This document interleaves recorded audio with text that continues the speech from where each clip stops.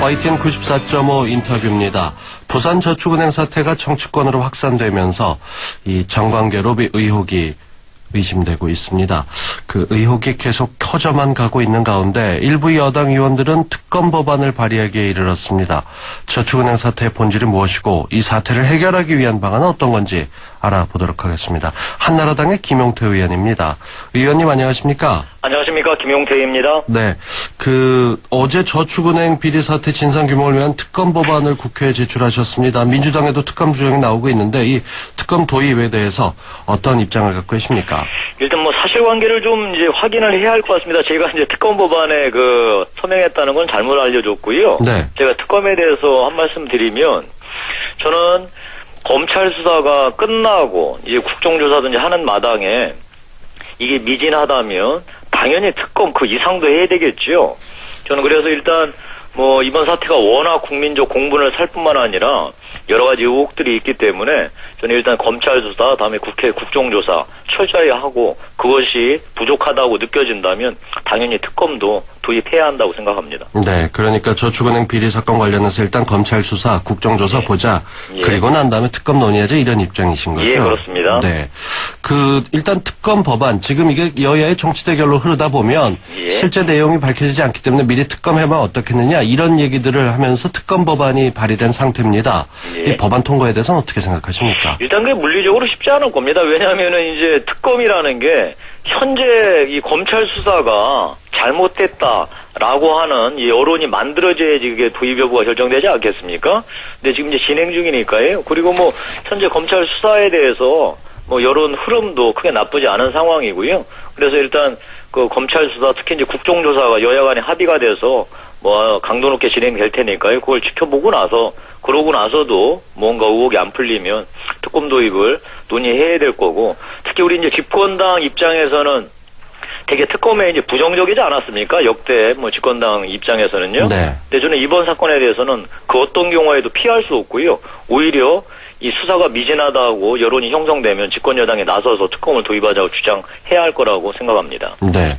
이게 어떤 면으로 봤을 때 전 정권과 현 정권의 진흙탕 싸움이 되는 거 아니냐 이런 걱정을 하시는 분들이 있습니다. 그도 그럴 것이 전현 정권의 인사들이 광범위하게 연루된 것으로 보이지 않습니까? 예. 이 검찰이 수사를 할 경우에 이 국민들의 불신이 해소되지 않을까 어떻게 보십니까? 어렵다고 보시는 분들이 많던데요. 근데 일단 수사 중이고요. 이제 이걸 이렇게 보시면 될 것 같습니다. 현 정권에 당연히 여러 가지 이제 현재 요직에 있으신 분들이 연루가 되면 당연히 단죄를 받아야 할 것이고요. 다음에 이전 정권에서 이 저축은행 관련해서는 몇 개 이제 석연치 않은 것들이 있습니다. 일단 사람 문제보다도 저축은행을 둘러싼 어떤 정책 결정이나 정책 이런 내용들을 보면 쭉 저축은행이 커질 수밖에 없었고 저축은행이 이 PF 시장에 뛰어들 수밖에 없는 이런 정책 결정들을 해줬었어요. 그러니까 조그마한 상호신용금고에서 어마어마하게 몇 조를 굴리는 저축은행으로 커져가는 과정에 그 과정에 이제 정책 결정에 어떤 사람들이 있었는지를 살펴봐야 할 것이고요. 이제 그 정책 결정에 있던 사람이 이 정권에 이어져서 계속 일을 할 수도 있었겠지요. 그러니까 이런 분들을, 이런 부분들을 동시에 한번 살펴보면은 무언가 전 정권 책임이다 아니다를 떠나서 사람 문제, 잘못한 사람들을 이제 단죄하는 이런 걸 찾아낼 수 있지 않을까 싶습니다. 네. 야권의 반응을 보면 이번 저축은행 사태가 권력형 비리다 이렇게 보고 있는데 예. 김 의원께서는 본질이 뭐라 보십니까? 일단 이 현 정부 내에서 요직을 거친 사람들, 그다음에 현재 요직에 있는 사람들이 거기에 연루되어 있다고 하면 권력형 비리라고 봐도 과언이 아니겠지요.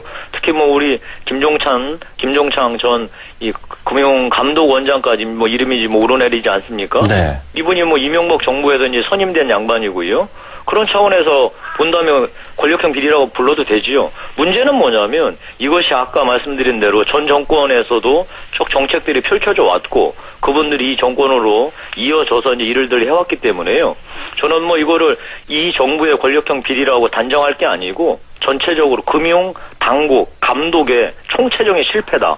그래서 잘못한 사람들은 단죄하고 시스템도 문제가 있으면 뜯어 고치고 이런 일들을 해야 할 것 같습니다. 네. 어제 국회에서 대정부 질의가 있었는데 이 저축은행에 관한 질의 구체적으로 어떤 질의응답이 오갔습니까? 오늘부터 시작하고요. 네. 오늘부터 시작하는데 이제 가장 역시 화두는 그게 될 것 같습니다. 그 김황식 총리께서 감사원장 재직 시절 5만 군데에서 압력을 받았다. 이 저축은행 관련해서요. 그 5만 군데가 도대체 어디냐라는 게 이제 지금 모든 소위 이제 여론의 소위 궁금증 아니겠습니까? 네. 네, 오늘 아마 국회에서 여야 가리지 않고 이 부분에 대해서 집중적으로 질의를 하실 거고요. 그때 이제 김황식 총리가 어떤 입장을 표명하실까가 저도 이제 사실 궁금한데 제 입장에서는 이렇습니다. 지금 야당은 김황식 총리를 우리 헌정사상 최초로 국정조사의 증인으로 불러야 한다. 이런 주장을 하고 있더라고요. 저는 그런 사태를 피하기 위해서라도 김황식 총리께서 오늘 국회 대정부 질의 때 이 여야 의원들의 질의에 5만 군데가 어디인지를 속 시원하게 밝히기를 바랍니다. 네. 5만 군데 1호가 김종창 전 원장 아니었느냐 예, 이런 예. 얘기들이 지금 나오고 있는데 예.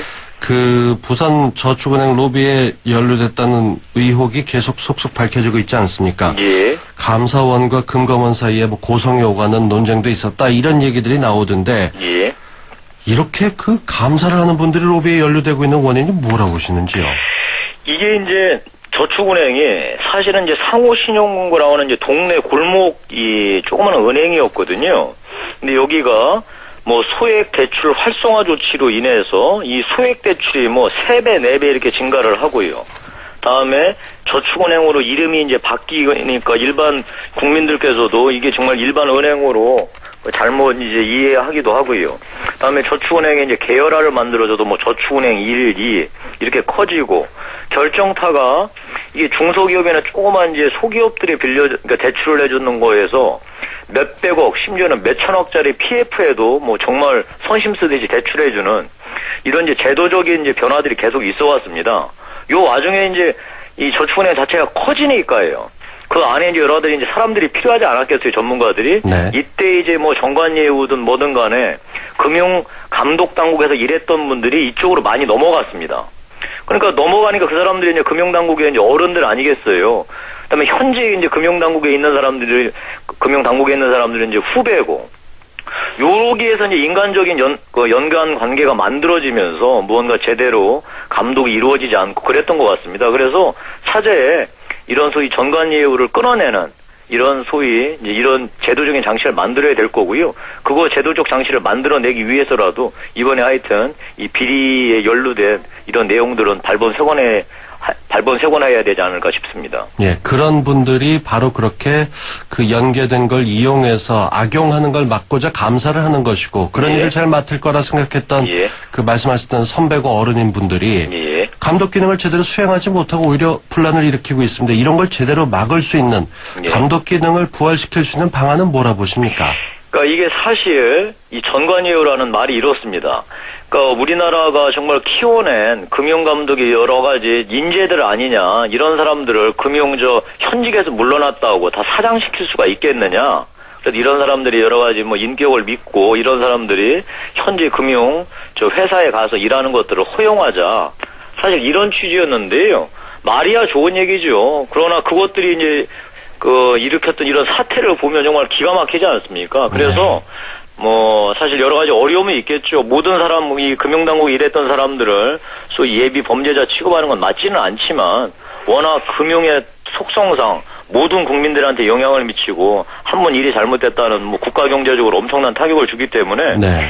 이 전관예우라든지 이런 것들을 정말 관행 자체를 끊어내는 이런 결단이 필요할 것 같습니다. 예, 정부나 정치권도 그렇겠습니다만 국민들이 무엇보다 지켜보고 있는데 이게 권력형 비리로 커나가지 않기를 빨리 제대로 실천을 근데 저는 커나가지 않기로 이제 바라는 게 아니라요. 그게 권력형 비리로 커진다면 커지는 대로 두려워하지 않고 정말 정정당당하게 모든 것을 밝혀서 단죄하게 되면 강력하게 단죄를 해야 되겠죠. 특히 이거는 단순하게 네. 어떤 기업들한테 피해를 주는 게 아니라 국민들 이 피 같은 돈을 그렇죠. 갖고서 장난한 셈이니까요. 네. 사실 이게 진실이 밝혀지면 더 엄격하게 단호하게 단죄해야 할 것 같습니다. 알겠습니다. 한나라당의 김용태 의원이었습니다. 말씀 잘 들었습니다. 예, 고맙습니다.